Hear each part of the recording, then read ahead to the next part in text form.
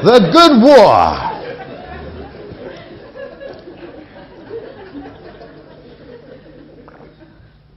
The Good War. Arthur Bomber Brown patents a new concept which is introduced into the public language at this time: terror bombing, the deliberate targeting of mass civilians. And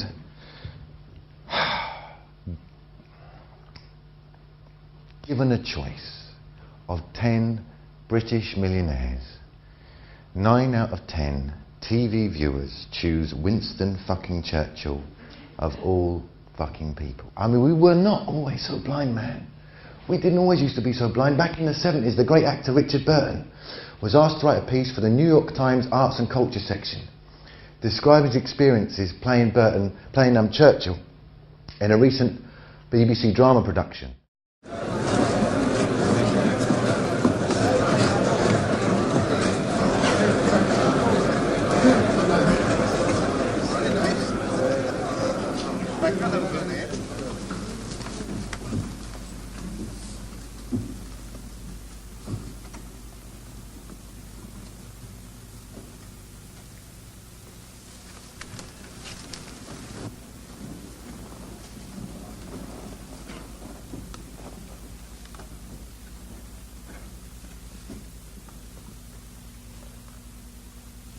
The Prime Minister.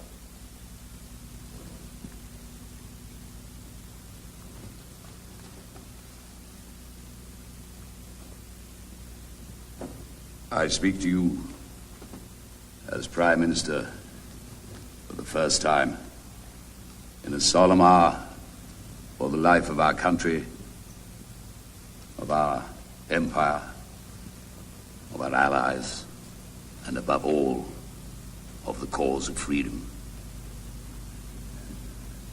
A tremendous battle is raging in France.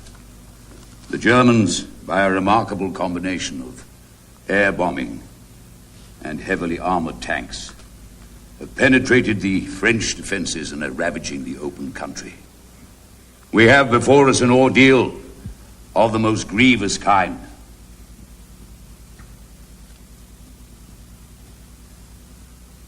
I will say to the House, I have nothing to offer but blood, toil, tears,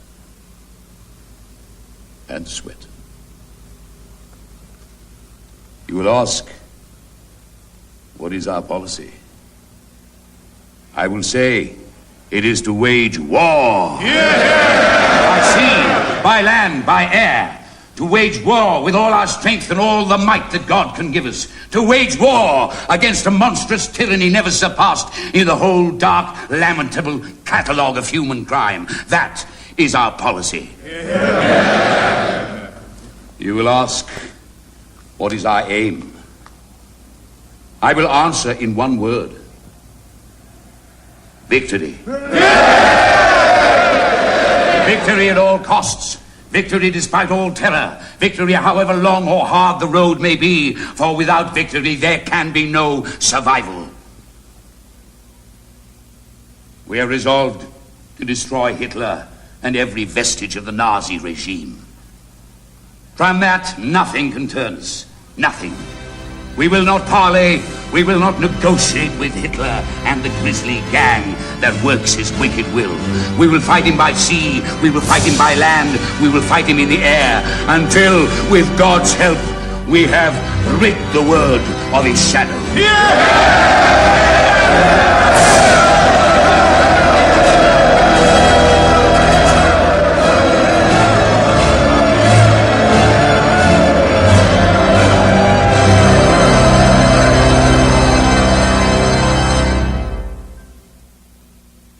And the piece that Burton wrote began, "In the course of preparing myself, I realized afresh that I hate Churchill and all of his kind. I hate them virulently. They have stalked down the corridors of endless power all through history. What man of sanity would say of the Japanese, we shall wipe them out. Every single one of them, men, women and children, there shall not be a Japanese left on the face of the earth." And when the BBC's head of drama heard about what Burton had written, he said, "As far as I'm concerned, Burton will never work for us again. And Richard Burton was banned for a time from the BBC, which must have really fucking hurt him. I mean, there he is in Rome filming this lavish production of Cleopatra, and you have to imagine him in a purple pavilion of his dressing room in the recording break, and he's about to make love to Elizabeth Taylor, and she's lying on a table laden with fruit, dressed as Cleopatra in cloth of gold, of tissue, and she's hanging on to the buckles of Burton's armoured breastplate because his muscles are so oiled there's no purchase.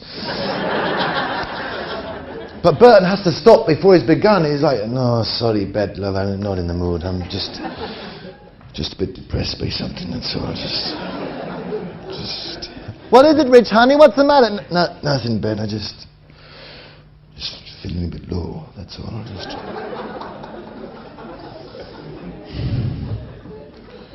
Something on my mind, like, that's all. Just not in the mood.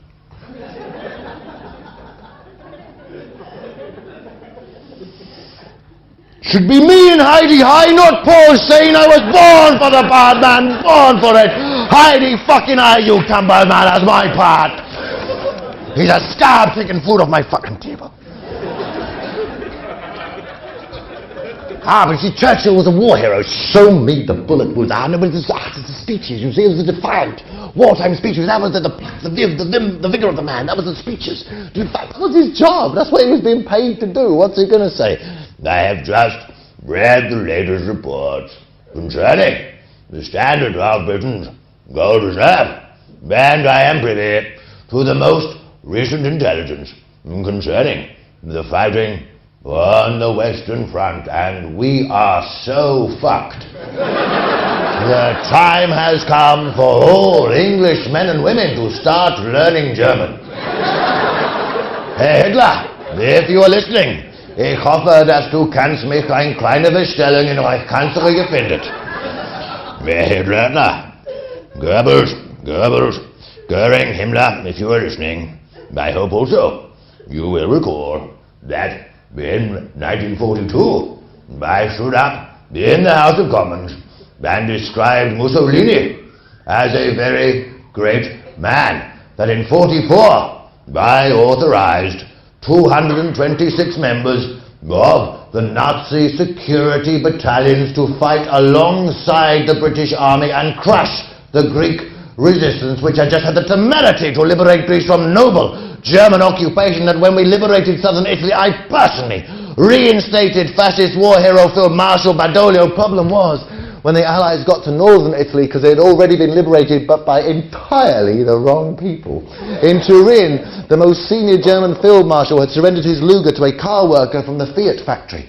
And there is much trepidation in the United States and Britain that the partisans, now heroes for driving out 12 Panzer divisions, will win the 1948 Italian elections with this new coalition party they've formed called Frente Popolare. And that will be a disaster, because it's all the very worst people. It's the peasants and the anarchists and the socialists and the communists and the liberation theology priests, and thus begins what is to this day the single most expensive pre-election propaganda campaign the world has ever seen. $10 billion in 1947 money, which includes such gems as, if Frente Popolare win the 1948 Italian elections, Italian workers will be rounded up and shipped to the Soviet Union, where they will be put to work in Russian tractor factories. Yeah. Because if you're an empire, and you could have your pick of any workforce in the world, the Italians is what you would choose. This productivity is very poor. The Czechoslovaks, they have made 659 tractors. The Polacks, they build 527 tractors. You, the Italians, in a whole year, 1 tractor. But it's a beautiful tractor. Falla belle figure to make a love to the landscape, the earth. He's the woman, and the tractor sows the seeds, you know, to make a love to the landscape. Alfa Romeo seed to make you feel like a king. There are no kings in Soviet Union. Okay, commissar like you, big guy, plenty of money and status. Not much.